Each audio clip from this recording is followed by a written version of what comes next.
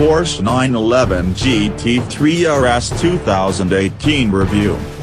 This intoxicating farewell to the current 911 generation redefines just how brilliant a driver's Porsche can be. What is it? Details, details, details.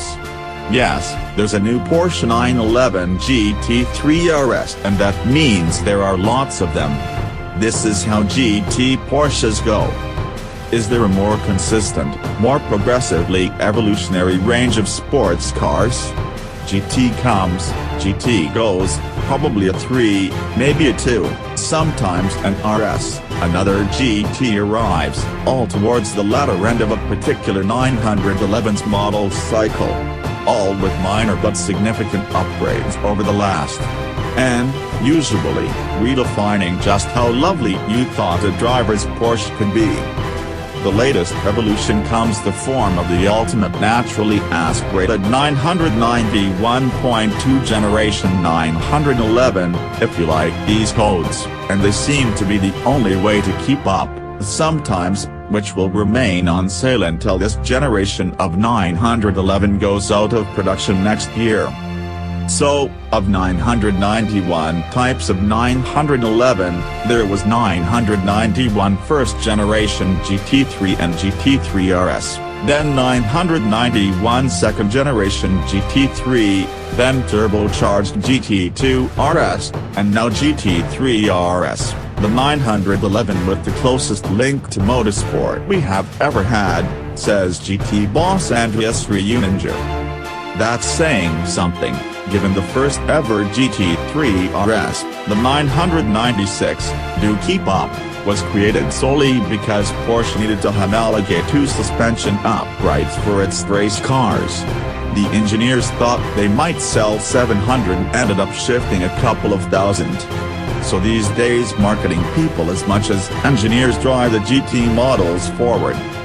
This generation GT3 RS is not limited in volume, per se, but even at 141,346 pounds there won't be enough for everyone.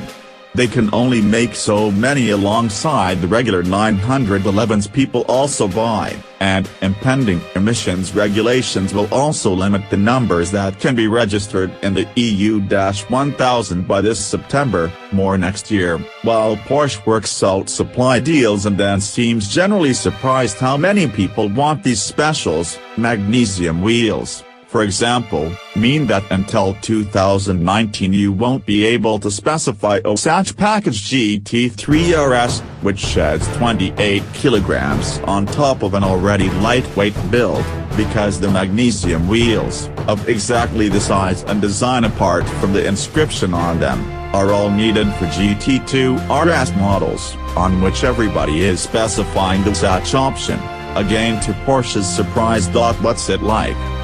My first mobile experience of the GT3 RS, though, comes as a passenger to Walter Rockwell, the world's fastest septuagenarian and a man who has been helping develop GT 911s for years, around the Nürburgring GP circuit.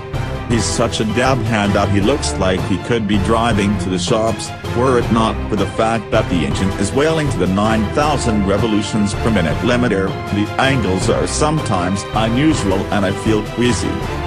There's this sharp left-right bend, after which, on a long straight, Rockwell says the turn-in is just so and removes his hands from the wheel, rubs his fingers together in what I take to be a visualization of words that should be banned by our style guide for being too cringeworthy, grainy, nuggety, deftly pointed. GT Porsches are unique among cars with roofs in the way they let you feel the integrity of their engineering, which manifests itself in a bloke who won the Monte Carlo rally in a Lancia 037 going slightly gooey at the knees. Yeah.